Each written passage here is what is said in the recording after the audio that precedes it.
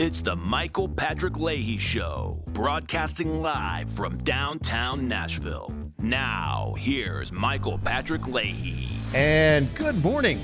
It is the Michael Patrick Leahy Show. We are broadcasting live from our studios in downtown Nashville. In studio, official guest host of the Michael Patrick Leahy Show and our newest all-star panelist, EJ Haas. Welcome, EJ. Hi. I'm a little busy this morning. We are busy. You have an assignment. We'll get right to it. It's time for the Morning Rundown, brought to you by the Glock Store on the web at glockstore.com, just a few miles from the airport here in Nashville. And it's time for the Morning Rundown for Friday, January 17th, 2025. Here we go. Number one. Let me go with this. This is going to be the last full day of our program where Joe Biden is president of the United States. When we're back on Monday, the first 2 hours will be the last 2 hours of the Biden administration. And the third hour will be the first hour of Trump 47. Am I supposed to bring the VOOV or Yeah, you. Yeah. So it is 3 days, 1 hour, 54 minutes, and 15 seconds until Donald Trump is the 47th president of the United States. But number two, breaking news. Breaking this morning. Breaking news. The Supreme Court has released its ruling on the TikTok ban, which was set to go into effect on Sunday. And this is a ruling that was released. It's a 27-page ruling, just hot off the presses. Do you have it for us, EJ Hall? I do, sort of. It sounds as though the Supreme Court is going to uphold the ban. And I've found little bits and pieces of it. Obviously, it's going to take a little bit here to read through the whole thing. You can't read 27 pages in 3 seconds? Not in 3 minutes. But Congress determined that the divestiture is necessary to address its well-supported national security concerns regarding TikTok's data collection practices. So that obviously played a role in this 27-page ruling. So we'll get into detail about this and give me just a minute to kind of digest. We look at it, and it looks like it may. I don't think there are any dissenting opinions on it. I think this was unanimous. I think, but again, don't take that to the bank because we just got it. But I'll go to page 19. Let me just read this. Page 19 of the decision. There's no doubt that for more than 170 million Americans, TikTok offers a distinctive and expansive outlet for expression, means of engagement, and source of community. But Congress has determined that divestiture is necessary to address its well-supported national security concerns regarding TikTok's data collection practices and relationship with a foreign adversary. For the foregoing reasons, we conclude that the challenged provisions do not violate petitioners' First Amendment rights. The judgment of the United States Court of Appeals for the District of Columbia, that's got to be sold by Sunday. That's right. Is affirmed. Right. I don't know who authored that opinion, but it was, I think it may have been Roberts. It was probably either Roberts or Thomas, but we'll see that. We'll get that here. We'll get that here in just a second. Concurring opinion, Sotomayor, and another concurring opinion from Gorsuch. I'm looking for a dissent here, and I don't think I see a dissent. Actually, I'm going down to the bottom. No, it doesn't look like that. It looks like, to me, that this may have been a unanimous decision.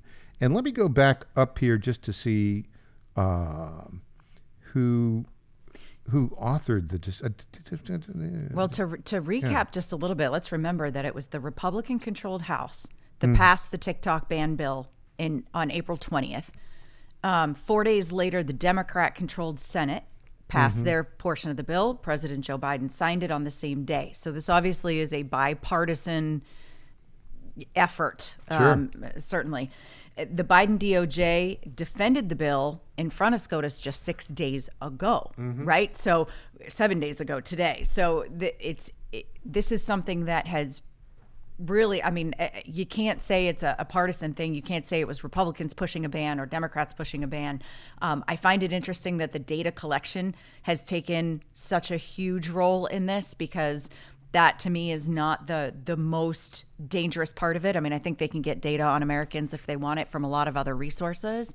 But I do think that as far as national security is concerned, the systematic brainwashing, the psychological effects that can be pushed through these social media platforms, I was surprised to see that didn't play a bigger role as the DOJ was talking about it, et cetera. So we're going to SCOTUS blog, and they confirmed it is an unsigned majority opinion, which is kind of interesting. And then there's two concurrences. There's no dissent. It looks like it's a unanimous 9-0. Unbelievable. We haven't had that now for any ruling in quite some time, right? Major rulings, there are a lot of minor rulings that are nonsense. This is actually, I think it's absolutely the right choice.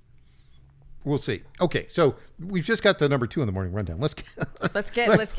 Let's get rolling. Okay, number 3, the Tennessee General Assembly organizational meeting finished yesterday. There'll be a special session on January 27th to focus on school choice, flood relief, and immigration. That's number 3. Number 4, the confirmation hearings yesterday. Scott Besson at Treasury, Doug Burgum at Interior. They were just hit it out of the park. Number 6, we'll hear in our second hour. Our good friend Jack Windsor with the Ohio Press Network is reporting that at 1 p.m. Eastern today, Governor Mike DeWine will appoint Lieutenant Governor John Husted to the Senate. So we'll see. Jack's pretty well connected, but it ain't over till it's over. So there you go. That was a heck of a rundown. That was quite a morning rundown. For a Friday. That's your morning rundown for Friday, January 17th, 2025. Brought to you by our friends at the Glock Store. This is where I tell you about my friends at the Glock Store. I've got some exciting news. One of the things that people love about the Glock Store is their recurring gun giveaway sweepstakes. Just since last October, 8 lucky people have won the factory stock Glock of their choice just for entering the sweepstakes. Well, now we're in sweepstakes number 9. They're calling it the Abominable Sweepstakes. See the winner thing there. Gotcha. I gotcha. The entry period started this past Wednesday, January 15th. Will end on Wednesday, January 29th at midnight. Short entry periods mean less entries, which means better chance of you being a winner.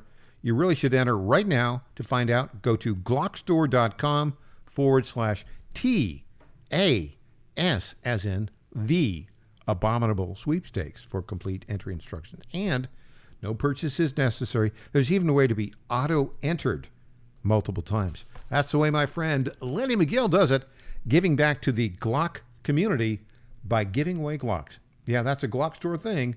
We're proud to be sponsored them. That's glockstore.com/TAS for your chances to win the factory stock Glock of your choice. Well, there we go. So we were going to get into the hearings. We'll get to that in a bit, but your quick reaction to this apparently unanimous decision. Right. So that, I think, is the only surprising part. I think most scholars, and certainly anybody that I've listened to about this particular case, has said that the law is valid. It does not violate freedom of speech. It's not telling anybody they cannot speak or they can't say what they want to say. They're just saying this particular tool cannot be used to say it for national security reasons. And so I find that to be pretty fascinating that we're at a place where, my instinct is we should be smarter as a people not to use apps like that if that's what's happening with them. Mm-hmm. At the same time, however, you can't possibly expect everyone, particularly children, teens, mm-hmm. whatever, to know what these apps do. And so it's kind of a strange balance we have to play here. So what we know is that this ends on Sunday. Yes. And then for the next 24 hours, the Biden administration will not enforce the law. Correct. Then it's up to Donald Trump. Of course, the CEO of TikTok is going to be at the inauguration. Which is wild. The whole thing's wild. We'll have more when we get back. I will talk a little bit more TikTok. Goes the clock for TikTok. You see what I did there? And then Scott Besant, Doug Burgum, and the confirmation hearings. I'm Michael Patrick Leahy. She's E.J. Haast. Back after this.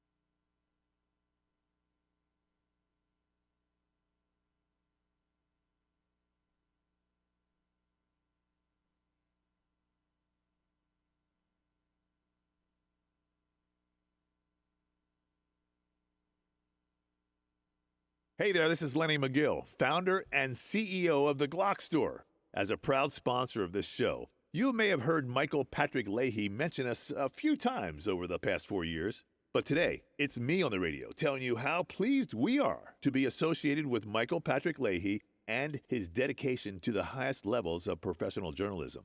Michael Patrick Leahy has been threatened with jail time in bringing the true facts about that Nashville Covenant shooting to his listening audience. Michael Patrick Leahy, you keep doing what you're doing, and we here at the Glock Store will keep sponsoring your show for the good of Nashville and the entire country. And I'm personally inviting all of your listeners to come visit and shoot at the Glock Store. It's where Michael Patrick Leahy learned to shoot a gun for the first time and where he bought his own personal Glock 19. I'm Lenny McGill, founder and CEO of the Glock Store here in Nashville, just minutes from the airports, worth the drive from anywhere, and a proud sponsor of Michael Patrick Leahy and the Tennessee Star Report. Welcome back to the Michael Patrick Leahy Show. Now, here's Michael Patrick Leahy. I'm so glad All-Star panelist and official guest host of the Michael Patrick Leahy Show, E.J. Haast, is here. We've got some breaking news that we want to talk about here, and the analysis is something that we've got to be thinking about right now.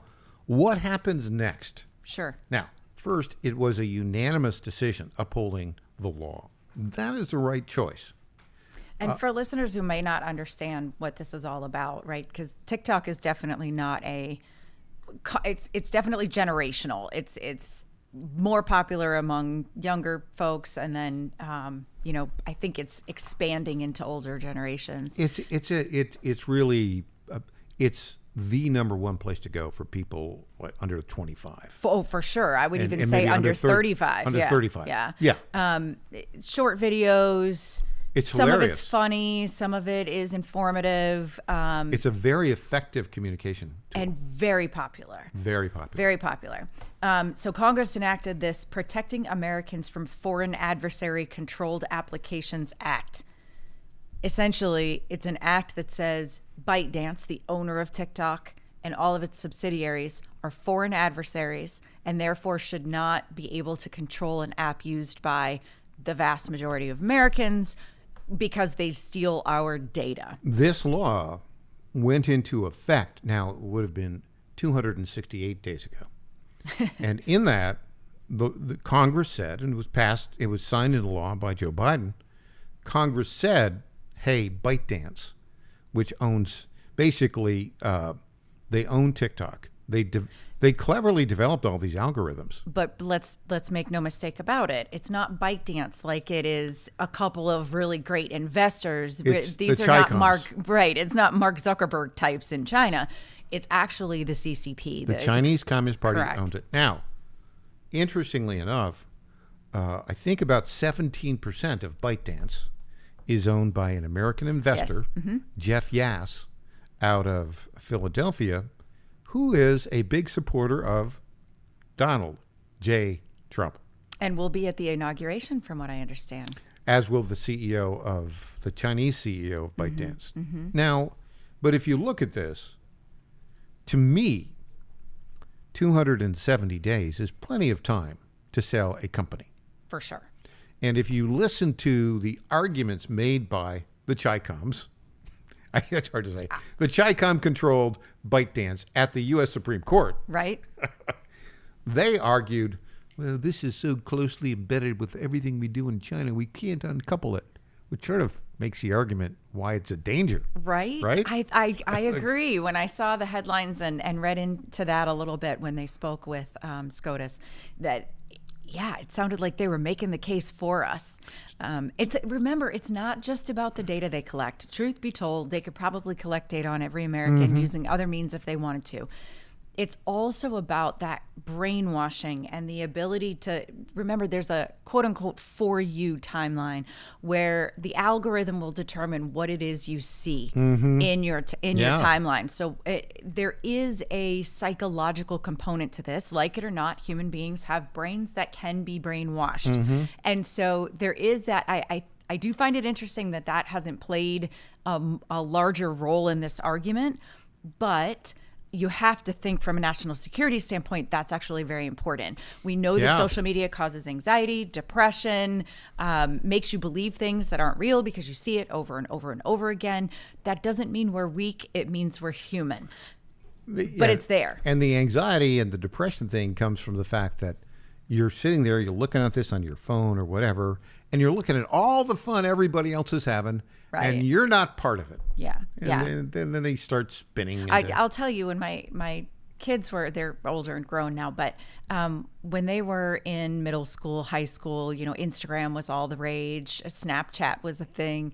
And I had to remind them over and over again, nobody ever posts their everyday boring activities on social media. What they post is a highlight reel. I'm doing my laundry. Right? Nobody wants to see that. I'm eating cereal. That's what our kids grew up with. That's what kids now are growing up with, is this highlight reel. And everybody tries to outdo everybody else to be the funniest or to go viral or, to be quote unquote an influencer so that they can get paid to sponsor, for sponsors to promote products and whatnot. So it's changed over the years, but the threat remains the same. If you are using these social media platforms, remember the platform is free, because you are what's for sale. Your data, your views, your clicks, your engagement. And so the Republicans and Democrats alike, trying to protect the American people from that data being used for nefarious purposes, I don't know that you can make the case that that's not a good use of our national security time. So the other thing to look at here, back to the time here, 270 days. That is plenty of time. Of course. To solicit offers. And it's plenty of time to complete a transaction. Now, the one element of the law said if there's a deal in the works, you could extend it for 90 days.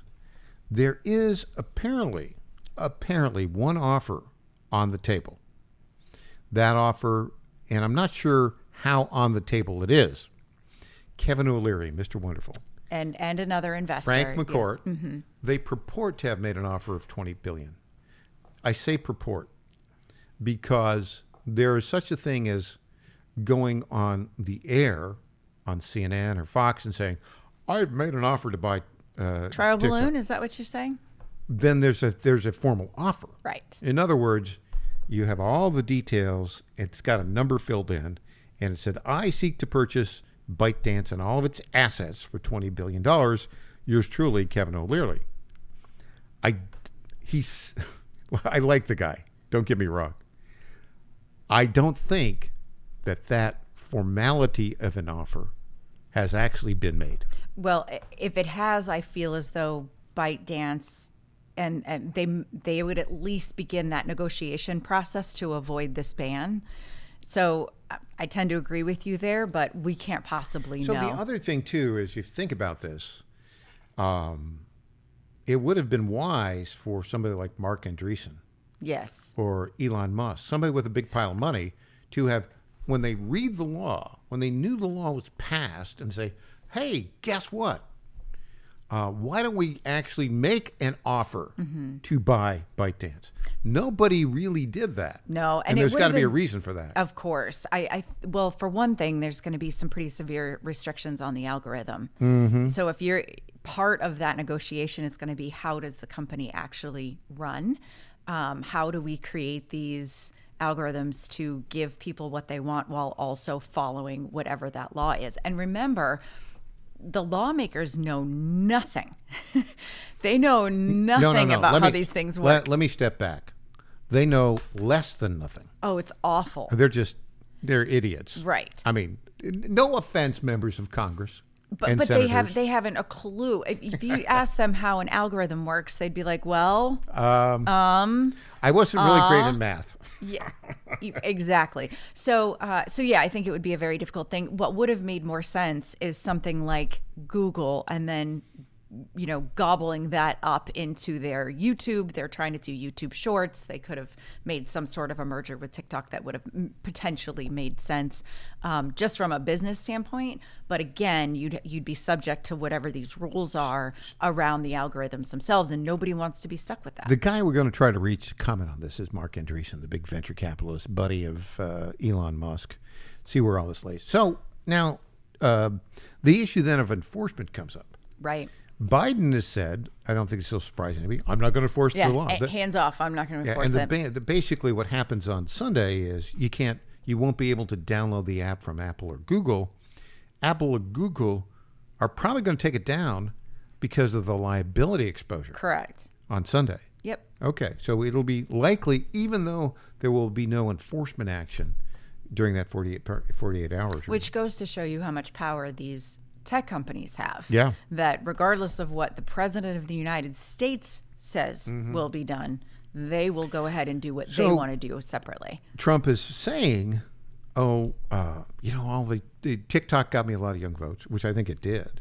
But he's saying, I'm considering an executive order to extend this for 90 days. Now, I don't know.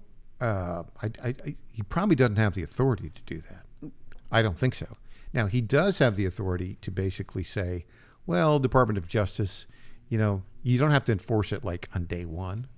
Right. But my prediction is it may go through a period of hiatus, but within 90 days, Americans are going to own whatever is left of TikTok. Right. And whatever is left may not be TikTok as it is today.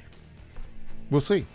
When we come back, I think we've TikToked that one for a while. Next, Scott Besson, Doug Burgum, just great jobs on the confirmation hearings. Back after this.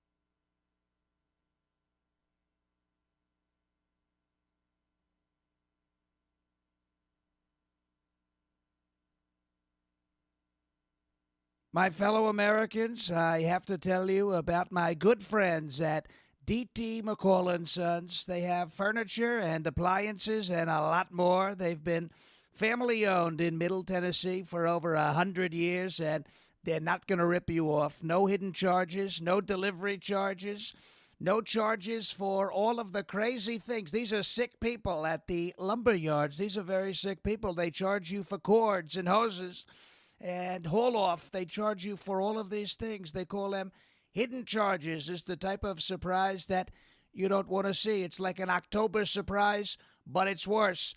D.T. McCall & Sons, they're not going to do that. They're great people. They're going to give you a great deal.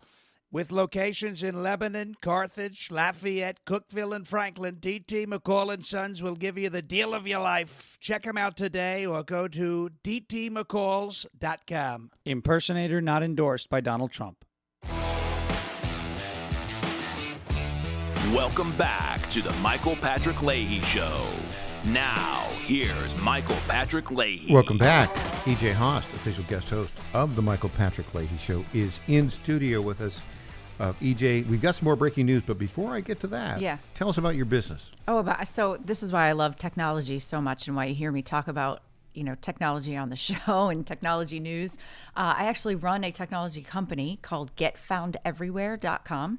We help businesses get found on the map, get more customers in your door. If you're a brick and mortar business, you really struggle with the large retailers, online retailers, things like that, to get seen and to get customers to actually show up at your place of business, and we help you do that.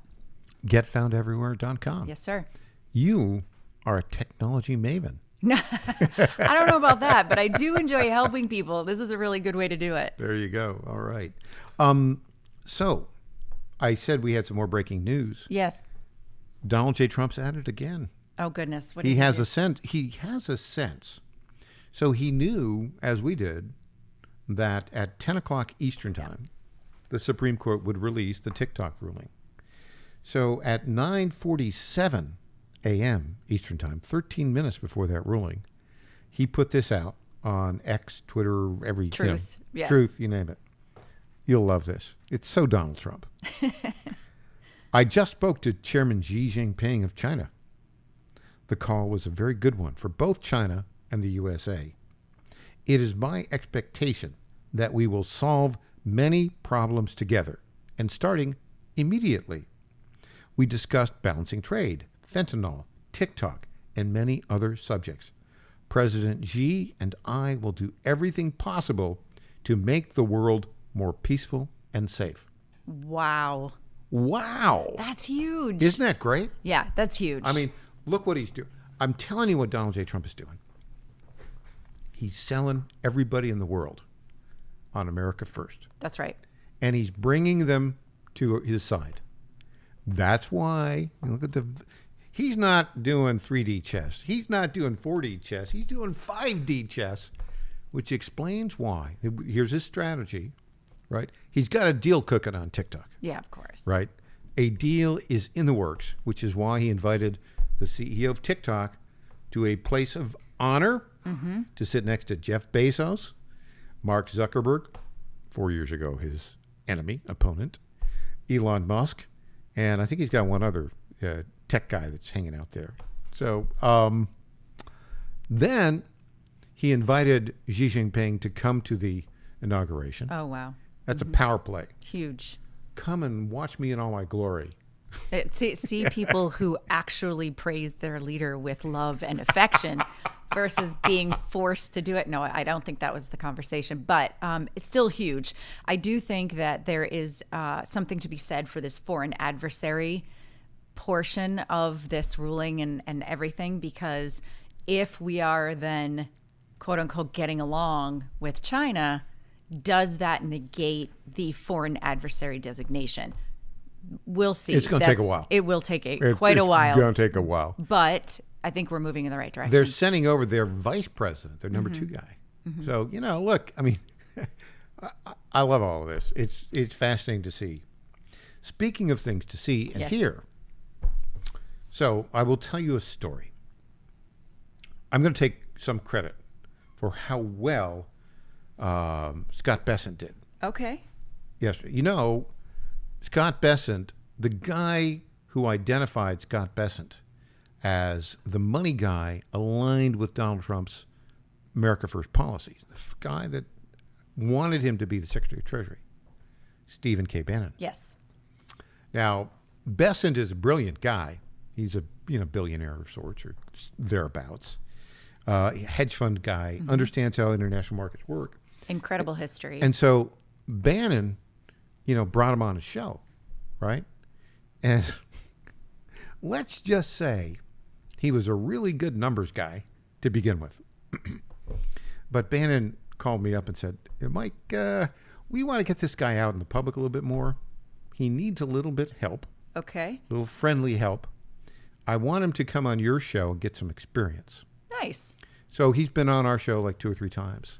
And I think the first interview in a political environment beyond Steve Bannon was on this program. Wow. So what a connection there. And we had the 2 days before Trump nominated him, I called him up. I said, Scott, hey, if you get the nomination, I would like to do your first radio interview. He said, you got it. Nice. What's the asterisk there?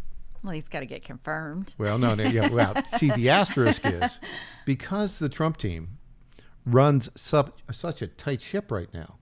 He's got a PR person that has worked with Steve Bannon for years, Alexandra Priate. We've known her for like 15 years. Okay. She handled all of his comms. She is going to be the communication director for the Department of Treasury. And so, like, right after he was named, I called him up again and said, hey, remember that promise? He said, yeah, you're still the first radio guy. So talk to Alexandra.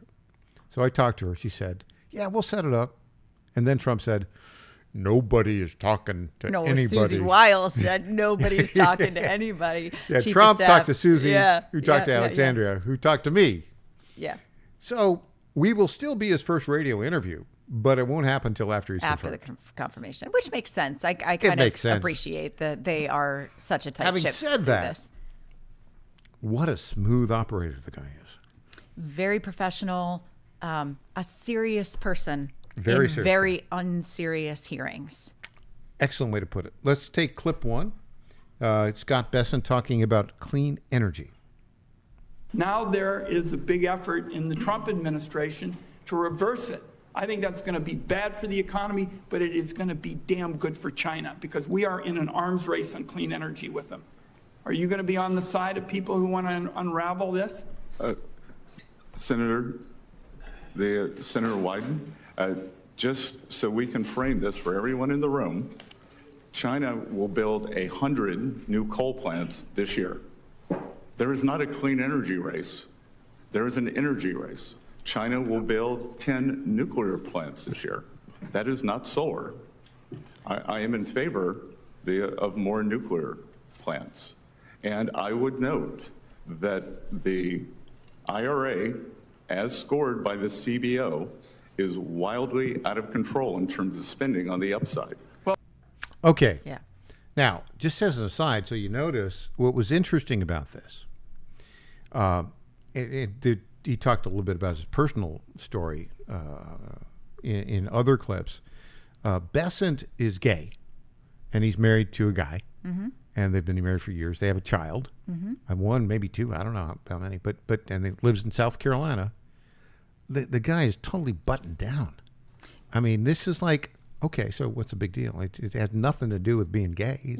Right. It has everything to do with being competent. Right. Well, I like that that's, your personal life should not be part of these hearings unless it somehow interferes with your job, and that his personal life has no interaction with his job whatsoever. I mean, if you've And committed so a crime in your personal life, that's a different story. Otherwise, none of your business. None of your business. But I do like that really hasn't played a role in the media No, it coverage of hasn't. him either, because I think that would be a disservice to his intelligence and his capabilities. So it's nice to see that. I do think that what these hearings, really all of them, I know you've got more clips for us, and we can see the unhinged. When I was in studio last week, we saw Kirsten Gillibrand acting like a complete shrieking moron. But what's happening is the Democrats are being exposed, and they're exposing themselves for being completely out of their league. Totally. These nominees Yeah. are in a league way above even Way the above. top Democrat, quote unquote top Democrats. They're showing professionalism, knowledge, experience, being able to answer any question that is thrown at them.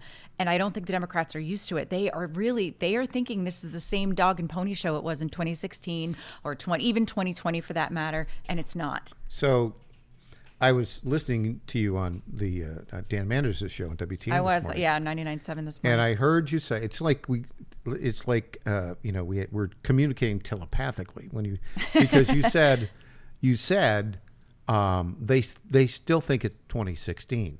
Yesterday I did a whole monologue about the fact that the Democrats are frozen in 2018. That is when they tried to smear Kavanaugh. This clip of Scott Bessent talking with the senator, it was Ron Wyden from Oregon. All of the Democrats look old. They do. They look old. They look intellectually vacant. Vacant. That's a great word for it. I mean, we can say they look dumb, they look silly, they look stupid, they look like bullies. But it's not the it's not the bully that's going to get you the great soundbite or anything. They just look like that bully that's got no intelligence. Yeah. It defies. I can't believe that they don't have better preparation for these kinds of things. They were unprepared. Here we have another clip of the very well prepared Scott Bessent, the nominee of Donald Trump to be Secretary of Treasury. Clip 3. Chairman Crapo, Ranking Member Wyden, members of the Finance Committee. It's an honor and a privilege to be considered by this committee as the President's nominee for the Secretary of the Treasury. I want to thank all of you who took the time to meet with me over the past few weeks.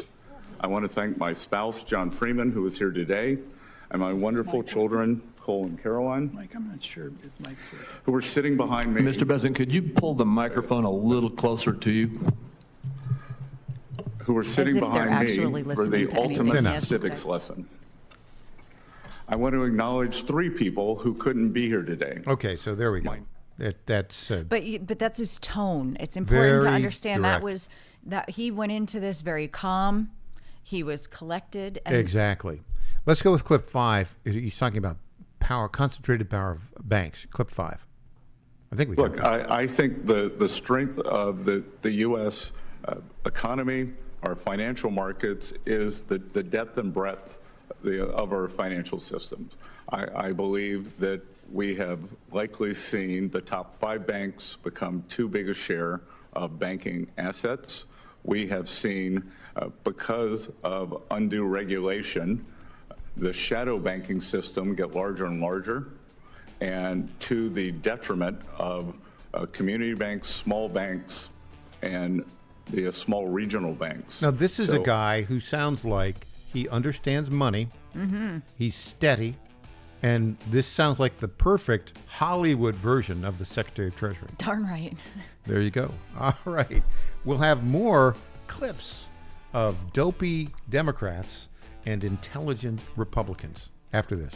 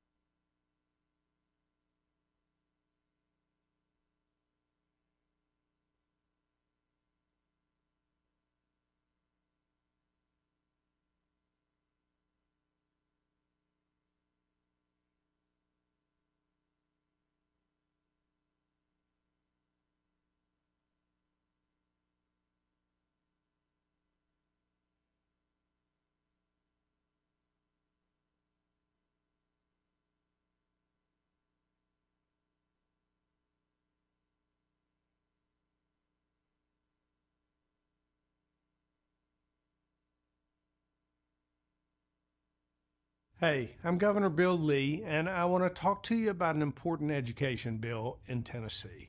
Everyone knows that education has the power to change the trajectory of a child's life forever. And anyone who's raised a child knows that each one's different in their educational needs, and their learning styles, and their talents. The fact is, parents know their own children best. They know what's best for their education and their future. That's why I'm here to talk to you about Tennessee's Education Freedom Act. It empowers parents across our state to use their tax dollars to choose the school that allows their child to thrive, regardless of zip code or income, all while making significant investments in Tennessee's public education. If you want to learn how you can help make the Education Freedom Act a reality in Tennessee, go to educationfreedomact.com and write or call your state representatives. It's educationfreedomact.com.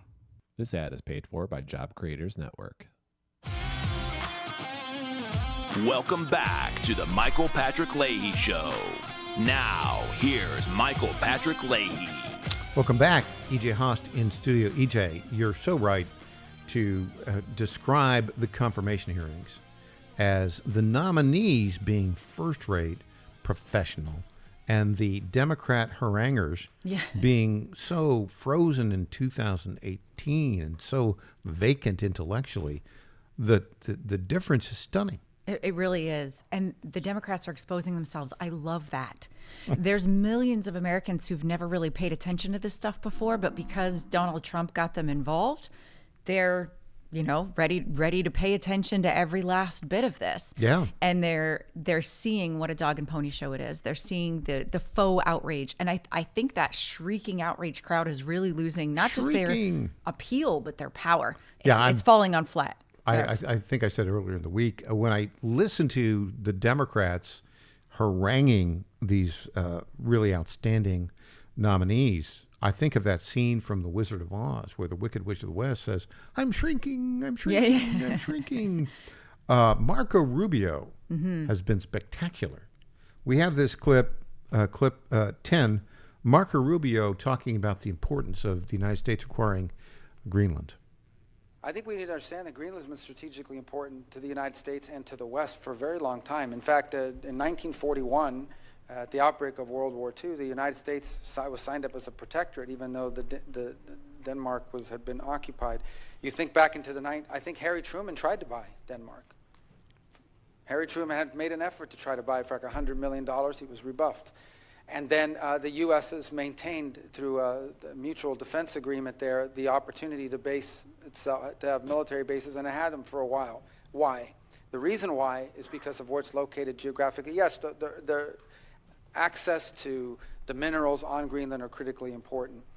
But as more navigable space is opening up in the Arctic, particularly this northern passage that goes from Russia to China, Russia to Asia, and could cut transit times by as much as 40%, the Arctic is going to become incredibly critical. And so we have to have a presence there. We have to have a presence there, not just saying, okay, we have a base, we have 200 people, or we have a flag flying. We have to have the ability, for example, to have the ships that can navigate on the naval level and keep those shipping lanes open if, in fact, they're being threatened. We have to have partners along the Arctic region that will join us in ensuring that the Arctic region is open for free and flow of navigation as these passages open up, because global trade is in many ways going to be infused by it. Now that sounds like a Secretary of State to me. Doesn't it? Doesn't it? Yeah. That guy's on top of it. He is on top of it. And you know what he's saying without saying it? He's saying the whole world needs to know that America has not just a presence, but a good portion of control over this region. That is very important strategically. Looking at, as long as there have been humans, there have been people who've tried to do world dominance. There will be people who want world dominance going forward. Yeah, and this is basically saying the United States isn't going to let that happen. We're not going to let it happen. Now, I learned something from that clip, that for a period during World War II, Greenland was an American protectorate. Yes. And I think where we're headed on this is Greenland is going to have a referendum. They're going to declare independence from Denmark. Yes. And then they'll have the opportunity to either join us as a territory or as a protectorate. It's going to be either a territory or a protectorate. That's where it's all headed. Not the 51st state, like many of the Democrats are saying? No, it's not going to be a state. Not. Yeah. 54,000 people. It's like, it's It's smaller than Cookville. Right. I mean, come on. Yeah. At least in terms of population. All right, another terrific nominee. My friend, I've known for 40 plus years, Doug Burgum. Yes. I guess I'd say an acquaintance, a friendly acquaintance would be the best way to describe our friendship. So Doug Burgum was there, and he was talking about AI. He's going to be Secretary of Interior, but listen to this about AI in the future. Don't want to get caught in making forward-looking statements because the council will be formed by an EO, but I think that the intention, as you can read in President Trump's public statements, he's very simple. He wants to cut red tape. He wants to have more affordable energy for us. He wants to sell energy to our friends and allies so they don't have to buy it from our adversaries. That's how we reduce tensions in the world. And then we've got to make sure that we're doing it in a smart way because he talks all the time about clean air, clean water. So he's basically talking about the approach that we're talking about here at this committee. This committee will be deeply involved in helping set those policies, but it's an all of above, go get it done. And stop getting in the way of ourselves, and particularly with this the AI battle. People don't understand that what's coming right now with AI revolution is going to happen during President Trump's term, where when we have generalized intelligence that we can manufacture, it's going to affect our ability to compete with every other power. And China they permitted more than 2 coal plants a week in the first half of 2023. And they're already the world's largest emitter. So we're competing against someone who's going to create more electricity, produce more AI, and this could be how we lose the Cold War with them. Okay, so that sounds like a Secretary of Interior to me. It does, and it sounds like he understands what these data centers are going to be. Remember the investment that we talked about a couple of weeks ago, 200-some billion or whatever it is in data centers here in the United States. And so it sounds like he's on top of it. He knows what he's talking about, and just so intelligent. 2 words. Yes, sir. Golden age. Here it comes. Here it comes. E.J. Haas, thanks so much for joining us. Next time you're here, Donald J. Trump will be the 47th president of the United States. Yay. All right. After the break, Jack Windsor from the Ohio Press Network. Who will Mike DeWine appoint to the Senate in about 2 hours? He may have the answer. Back after this.